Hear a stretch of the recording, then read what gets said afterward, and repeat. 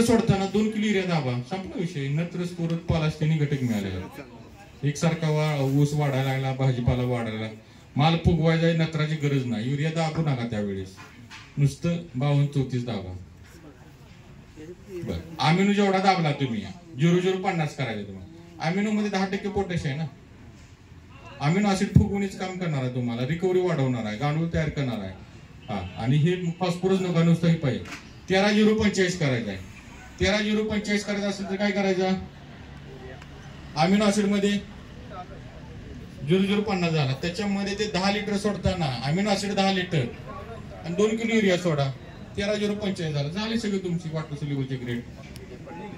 राहिला काय तुमचा विषय फक्त आता गंधक चुना. 2 किलो गंधक घ्या, 1 किलो चुना घ्या, 12-13 लिटर पाणी घ्या, 1 तास उकळा. खळा उकळल्यानंतर तुमचं लाईम सल्फर तयार होते. अमेझॉनला वगैरे जर गेला तुम्ही तर याचा रेट आहे 1200 रुपये लिटर. त्याचा युट्यूबला व्हिडिओ बघा. मी 200 लिटर लाईम सल्फर युट्यूबला व्हिडिओ बनवून टाकलेला आहे. 200 लिटर बनवून. तर पिकाला तुमच्या कॅल्शियम मिळेल, गंधक मिळेल. काय मिळेल मग? आता राहिले घटक कुठले? नत्र स्फुरद पालाश तुम्हाला इथे मिळाले, लाईम सल्फर मधून कॅल्शियम मिळाला, गंधक मिळाला. राहिला घटक तुमचं बरं, मायक्रोन्यूट्रिएंट मधून फेरस, झिंक, कॉपर मिळाले. राहिला एकच घटक मॅग्नेशियम. 25 किलोची बॅग मॅग्नेशियमची घ्यायची दुकानात 400 रुपयाला. अस्वस्थ कार्यक्रम झाला. इथं 1 लाख रुपयाची खतं लागणार होती तुम्हाला, 15,000च कार्यक्रम तुमचा. किती? 85,000 रुपये वाचले तुमचे. आणि ज्याने 1 लाख रुपये शेजाऱ्याने केला त्याच्यापेक्षा तुमची पीक 1 नंबर टॉपला. बरं, यातला कुठलाही प्रोडक्ट आपल्याकडे घ्यायची काही गरज आहे? मी सांगितले का तुम्हाला माहेर घ्या, माझ्याच कंपनीत घेतल्याशिवाय तुम्हाला इथं तुमचं काय होणार नाही असं काय आहे का? सगळं तुम्ही बाहेर, फॉस्फरिक बाहेर मिळते, खत ही बाहेर मिळते तुम्हाला. हा, पोटॅशियम हायड्रॉक्साईड सुद्धा बाहेर मिळते. तुम्हाला वाटलं आमच्याकडे घेऊ शकता, नसेल तर का? कुणाला मी आतापर्यंत फोन करून कुणाला सांगितले का आमच्याकडे घ्या? उलट मी फोन उचलत नाही. आता तुम्ही बघितलं बरेच शेतकरी करतात. उलट आमची एखाद्या मी काय करतो, हा बोला साहेब काय देऊ तुम्हाला, कन्व्हिन्स घ्या, ती 300ला तुम्ही 200ला देतो, असं काय आहे का? उलट आम्हाला ऑर्डर टाकायला, मेसेज टाकायला फोन करतात, सर तुमच्या हे घ्यायचं ते घ्यायचं, ते सुद्धा रिकॉर्ड बघत नाही. आपल्याला काय करायचं आहे, जास्तीत जास्त शेतकऱ्यांच्या पर्यंत हे तंत्रज्ञान द्यायचं. मी सुद्धा एक वाल्या कोळीच होतो, मी सुद्धा ह्या एक सिस्टीमचा भागच होतो. परंतु तिथं आत गेल्यानंतर भगवान बाबांचे फोटो बघितले. पाण्यावर बैसून वाचली ज्ञानेश्वरी. आता असं शक्य असेल का? भगवान बाबांना काय असेल का पाण्यावर बसून ज्ञानेश्वरी वाचू शकेल का? तिथे फोटो लावले, शक्य असेल?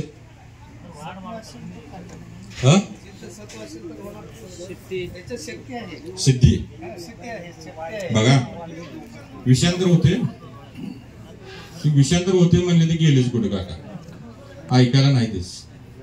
काय पाण्यावर बैसून वाचली ज्ञानेश्वरी, भगवान बाबांचे फोटो आहेत मध्ये मी आलेल्या बघितले. म्हणजे आता त्या भगवान बाबांना काय असेल का प्राप्त? एक तर ते देव असतील किंवा त्यांना असं असू शकेल का? पाण्यावर बसून, किंवा आपण एखादा महात्मा म्हणतो की पाण्यावर तरंगत किंवा चालत गेले, यांनी पाण्यावर बसून ज्ञानेश्वरी वाचली. ज्ञानेश्वरीचा 6वा अध्याय. ज्ञानेश्वरीच्या 6व्या अध्यायात 250व्या ओळीपासून आई जगदंबेचं वर्णन आहे. कुठं कुणाकुणाच्या घरात ज्ञानेश्वरी आहे मला सांग. आता गेल्यानंतर ज्ञानेश्वरी काढायची. 6वा अध्याय, 6व्या अध्यायातून 250व्या ओळीपासून कुंडलिनी शक्तीचं सगळं वर्णन केलेलं आहे. कुणाला माहिती आहे कुंडलिनी शक्ती?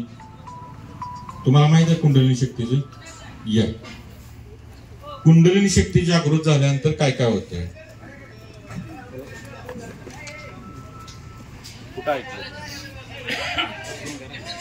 मी श्री सदाशिव घोडके, राहणार मिरी.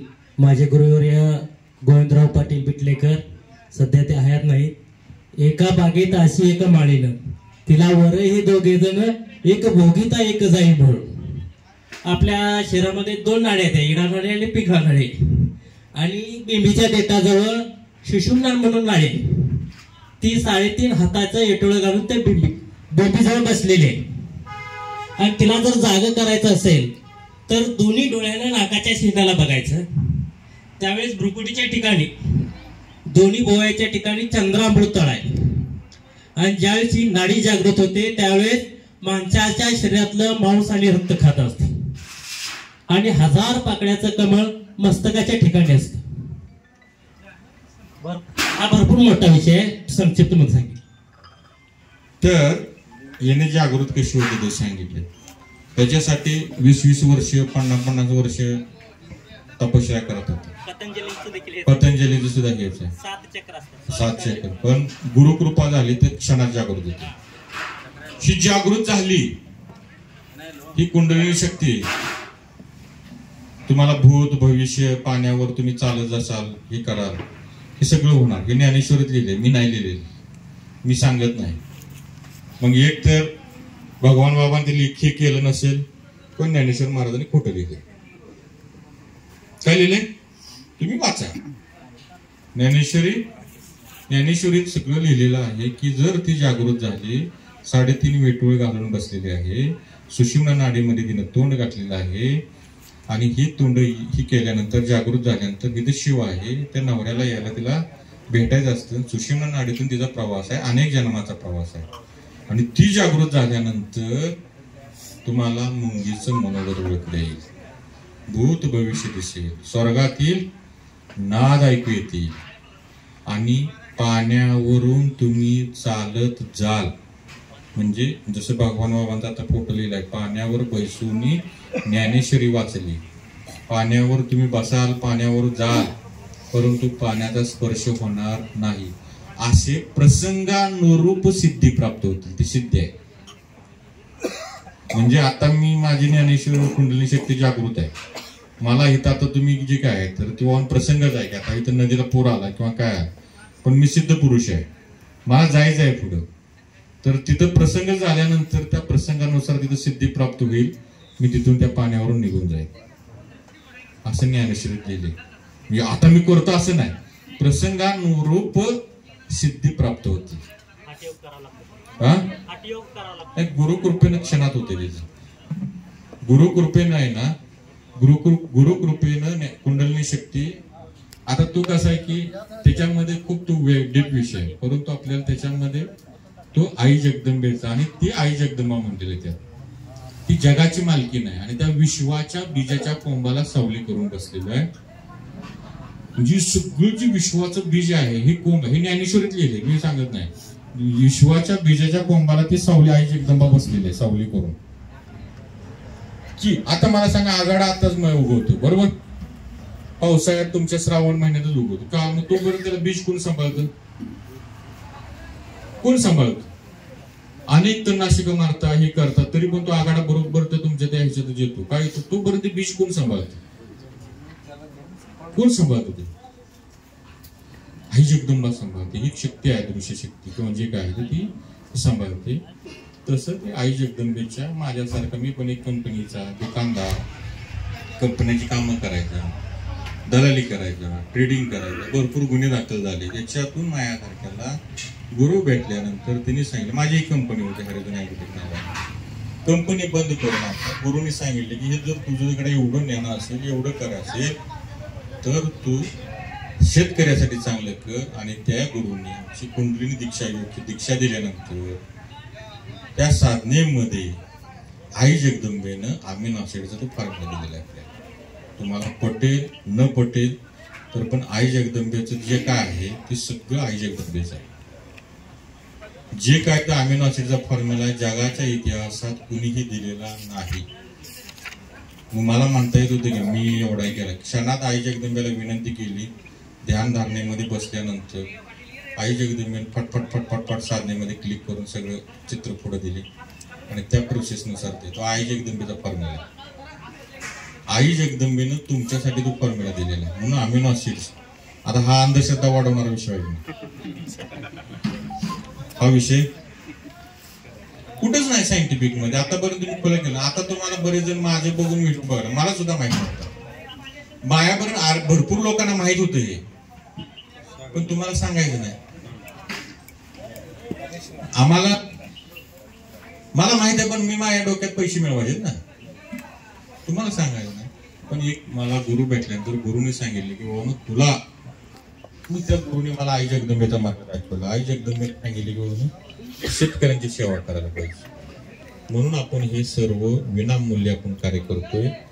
जे काय हे सगळं आतापर्यंत आपण कार्य करतोय इथेपर्यंत येतोय. आतापर्यंत एवढ्या कार्यशाळा झाल्या, कुठल्याही कार्यशाळेमध्ये येण्या जाण्याचा आम्ही डिझेल सुद्धा घेत नाही.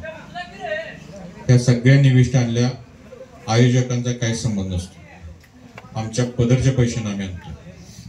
ड्रायव्हर असतील, आमची माणसं असतील, पैसे पगार आमचा सगळं आम्ही करतो. दिला चहा जेवण ठीक नसेल तर ती आमच्या पदरच्या पैशाने येतो, पदरच्या पैशाने जातो. चहा पाणी दिला, जेवण दिला तरी ठीक नसेल तर आम्ही आमच्या, कारण आई जगदंबेने सांगितलेलं आम्हाला साधनेमध्ये म्हणून शेतकऱ्यांची सेवा करणे हेच तुला तुझी साधना, हीच तुझी सेवा आहे. म्हणून आपण हे आई जगदंबेचे जे काही तुम्हाला दिलं हे माझ्या गुरु नामदेव पाटलांचं होतं. आई जगदंबेचं कुंडलिनी शक्ती जगदंबेचं होतं. जे काय तुम्हाला वाईट वाटलं असेल, काहीतरी मी बोललो असेल किंवा काही झालं असेल, तुम्हाला पटलं नसेल, सगळं असेल ते अंकुश पाटलाचं होतं. आणि इथं आपला कार्यक्रम संपला असं जाहीर करतो. कारण उद्या मला प्राध्यापक शिवाजीराव डोळे ज्यांचा 121 मन की बात मध्ये 101 ऐकला तुम्ही, 12 स्टेटमध्ये कार्यक्रम चालू आहे. एक रिटायर्ड मिलिटरीमॅन काय करू शकतो, त्यांनी मोठी इथेनॉलचा इथं इंदापूरला 520 कोटीचा इथेनॉल प्रोजेक्ट काढला होता.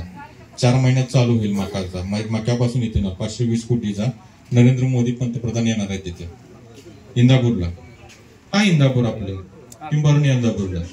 तर एक रिटायर्ड फौजी न एवढं मोठं केलं की जवळजवळ 10,000 कोटीचं साम्राज्य उभा करायचं स्टेज आणले त्यांनी 4 वर्षात. किती? तर एक अंकुश पाटील एक चांगला गुरु भेटल्यानंतर समाजामध्ये तुम्हाला जसं करू शकतो तसं त्यांनाही वाटलं. तर उद्या त्यांनी सांगितलं की सर तुम्ही या. उद्या त्यांचं 4 दिवसाची आमची अपॉइंटमेंट आहे. त्यांना हे प्रोडक्ट शिकायचे आहेत आणि त्यांना 1001 शॉप चालू करायचे आणि त्यांना ते आहेत. त्यामुळे उद्या आणि ते त्यांच्या कार्यक्रमाला अमित शहा होते आणि 2 महिन्यानंतर नरेंद्र मोदी येणार आहेत पंतप्रधान. तिने आपली अपॉइंटमेंट घेऊन सर 4 दिवसाचे टायमिंग दिले. उद्या आम्ही तिथं असल्यामुळं आणि तिथं थोडासा फळा नसल्यामुळं माझा पण मूड गेला होता. इथल्या इलेक्ट म्हणजे कोण फळाच मिळत नाही. म्हणजे ठीक आहे, काय अडचण नाही. फळ असं तर अतिशय कार्यशाळा छान झाली असते. 2 मिनिटात आर्थोशिलिक जरा 2 मिनिटात आर्थोशिलिक जरा वाटतं घेतलं. आर्थोशिलिकला बघा 9 लिटर पाणी घ्यायचं आहे. लिहून घ्या.